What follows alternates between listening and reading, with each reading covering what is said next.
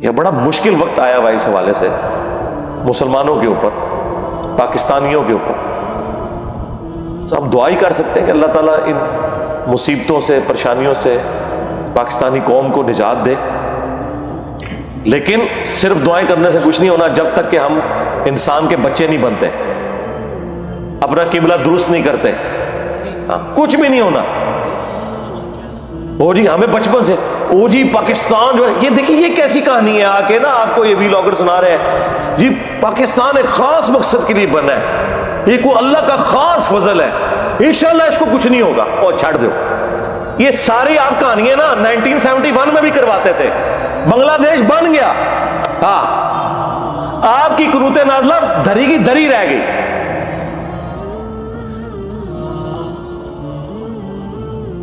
پاکستان جب بنا تھا تو اس وقت بنگلہ دیش پاکستان کا حصہ تھا نا، بلکہ پاکستان بنانے والے وہ لوگ تھے. اس وقت بھی آپ کو یہی کہانیاں چل رہی ہوتی تھی جناب، انہیں جی پاکستان ہوتے اللہ کا ہاتھ ہے جی، دو ٹوٹے ہو گیا. آج تک ہمارا وہ زخم نہیں ہم سی سکے. چلے ان کے حق میں تو بہتر ہو گیا، ان کی تو اکانومی اوپر چلی گئی. یہ کہانیاں چھوڑ دیں. ہم بچپن سے نا یہ سنتے آ رہے ہیں اور جی پاکستان پہ اللہ کا ایسا فضل ہے، جو آتا ہے کھاتا ہے لیکن ملک کو کچھ نہیں ہوتا. جی ان لاکھ پتا کیا جی، ہاں اور ایسی وہ اندر ساری خرابی سی، وہ آخری ٹائم ہی پتا لگتا ہے کہ 4th سٹیج دا کینسر ہو چکیا ہوا ہے. وہ دیمک بھی جب درخت کو چاٹتی ہے نا تو باہر ایک ہلکی سی چھال رہ جاتی ہے، وہ اینڈ میں جا کے پتا چلتا ہے وہ کھایا جا رہا تھا.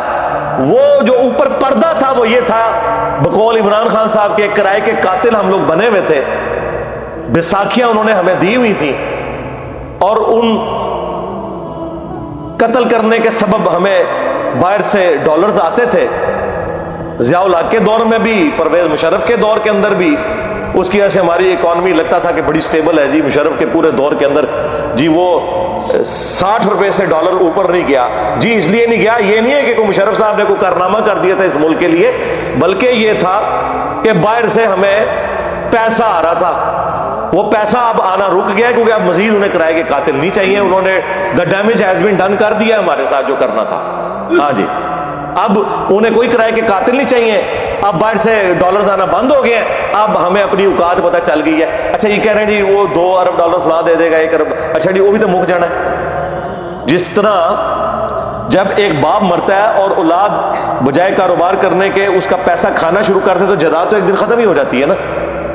یہ پیسے مل بھی جائیں تو ہم کیا کریں گے جب تک ہم اپنے آپ کو خود کھڑا نہیں کرتے اکانومی کے پوائنٹ آف ویو سے.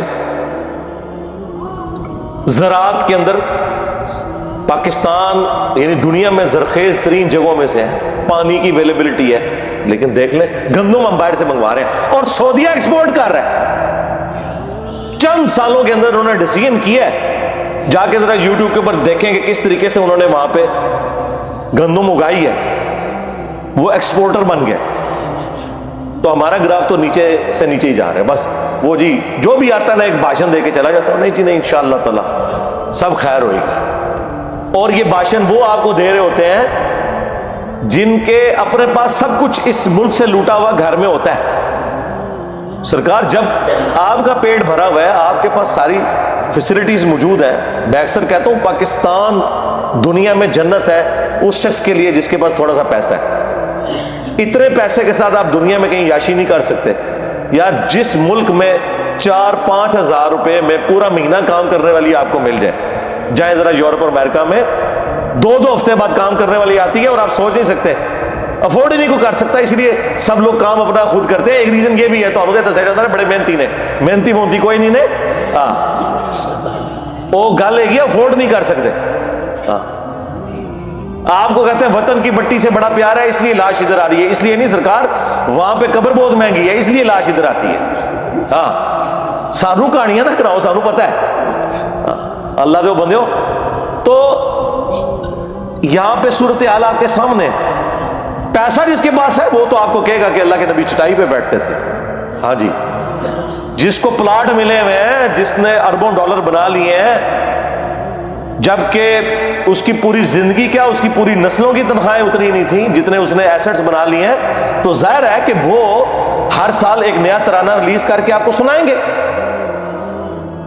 اور آپ جھومیں گے.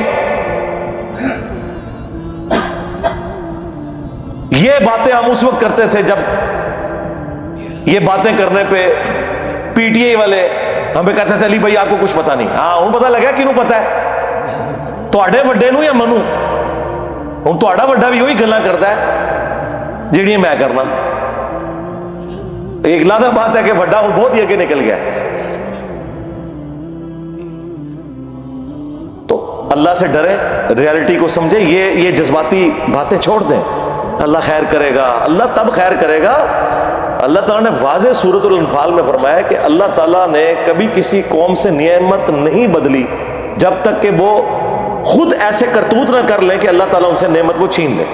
اسی کو وائس ورسا کر لیں کہ اللہ تعالیٰ کسی قوم کی حالت کبھی بہتر نہیں کرے گا جب تک کہ وہ اپنے حالات و واقعات کو دیکھتے ہوئے اپنے حالات و واقعات کی روشنی میں تناظر میں ایفرٹ پٹ کر کے اپنے حالات بہتر نہیں کر لیتا. اللہ تعالیٰ نے کیوں حالت بدلنی ہے؟ اللہ نے دنیا کو اس باپ کے ساتھ جوڑا ہوا ہے. یہ نہیں ہے کہ آپ نے دروشی پڑھنا ہے تو آپ کا پیٹ بھر جانا ہے, 10 دفعہ سورہ اخلاص پڑھنی ہے تو آپ کی پیاس ختم ہو جانی ہے. نہ سرکار, ایسے نہیں ہوتا. پتہ ان کو بھی ہے کہ ایسے کچھ نہیں ہوتا, لیکن بس قوم کو تسلیوں پہ لگایا ہوا ہے. اور قوم بھی آپ دیکھ لیں ماشاء اللہ تعالیٰ, ہر گھر میں 1-2 پاگل موجود ہیں جو بیچارے پوری فیملی کے لیے کمائی کرتے ہیں. پاکستان میں تو یہی ہے. آج یہ باہر سے ریمیٹنس ختم ہو جائے, آج یہ چیریٹی والا معاملہ تال پٹ ہو جائے تو آپ دیکھیں ادھر کیا حالات و واقعات. اللہ نہ کرے کہ ایسا ہو.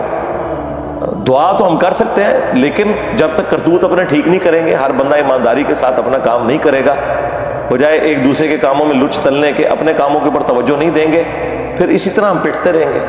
بس صرف تقریریں آپ سن لیں, بھاشن آپ سن لیں, باقی جو ہے وہ صورتحال آپ کے سامنے. پاکستانی عوام پریشان ہے. ہم سے آ کے لوگ لائیو سیشنز میں پوچھ رہے ہیں کہ جی ملک ڈیفالٹ ہونے کے قریب ہے, بتائیں ہم کیا کریں, کدھر جائیں, 22 کروڑ عوام کو کہاں لے کے جائیں گے. اگر خدا نہ خواستہ کوئی ایسا مسئلہ ہوتا ہے تو ہماری کیا ذمہ داری بنتی ہے. اب اس کے اوپر بھی بات کرتے ہوئے میں ڈرتا ہوں کہ کیا مطلب اس پہ میں بات کروں اس حوالے سے کہ الٹا یہ کہنا شروع کر دیا جائے کہ یہ تو جناب چاہ رہے کہ ڈیفالٹ ہو جائے. یہاں تو ہر بندے کا الٹا گیئر لگا ہوا ہے نا. کوئی بندہ کسی کو صحیح مت دے رہا ہو نا تو وہ بجائے اس سے وہ عقل کی بات لینے کے اس پہ ہی الٹا الزام لگا دیا جاتا ہے جناب کہ یہ تو آپ تو یہ چاہتے ہیں کہ ایسا ہو. ہونے کے بعد تو پھر آپ دیکھ لیں کیا صورتحال ہوتی ہے ملکوں کی. اور میں تو کہتا ہوں اللہ معافی دے ایسا کوئی ایسا معاملہ ادھر نہ ہو. لوگ کہتے ہیں نہیں ہوتا ہے, پھر ملک کھڑے ہو جاتے ہیں. سرکار ملک کھڑے ہوتے ہیں, ہجوم نہیں کھڑے ہوتے. ہاں, اس ملک کے اندر آپ کو کوئی ایک خیر کی چیز یونٹی کے پوائنٹ آف ویو سے کوئی نظر آتی ہے؟ کوئی ایک چیز کہ ہاں جی یہ ہے. سب سے بڑا خیر ہمارا دین ہو سکتا تھا نا, اس میں بھی فرقے کیا فرقیاں بھی بنی ہوئی ہیں آگے. پولیٹیکل لیڈرز ایک دوسرے کے جانی دشمن. اسٹیبلشمنٹ نے 70 سالوں کے اندر جو اس ملک کے ساتھ کھلواڑ کیا وہ تو اب اس ٹائم بھیگی بلی بنے ہوئے ہیں. کوئی بات کرنے کے لیے تیار نہیں. انہیں پتا کہ یار اب ہم کیا بات کریں گے. سوشل میڈیا کے اوپر لوگ ٹرولنگ کرتے ہیں. اور یہ بات میں کوئی فخری یعنی دکھ سے کر رہا ہوں. کسی ملک میں اللہ نہ کرے کہ ایسا ہو کہ پاکستان کی عوام اور پاکستان کی فوج آمنے سامنے آ جائے. یہ کبھی نہیں ہونا چاہیے کسی بھی ملک کے لیے, اور پاکستان کے لیے تو ہم بالخصوص بات کریں گے. لیکن ظاہر ہے کہ 70 سال کی غلطیاں صرف 2-4 ٹویٹیں کرنے سے اور اے پولیٹیکل کی اناؤنسمنٹ کرنے کے پریس کانفرنس کرنے سے تو معاف نہیں ہوں گے.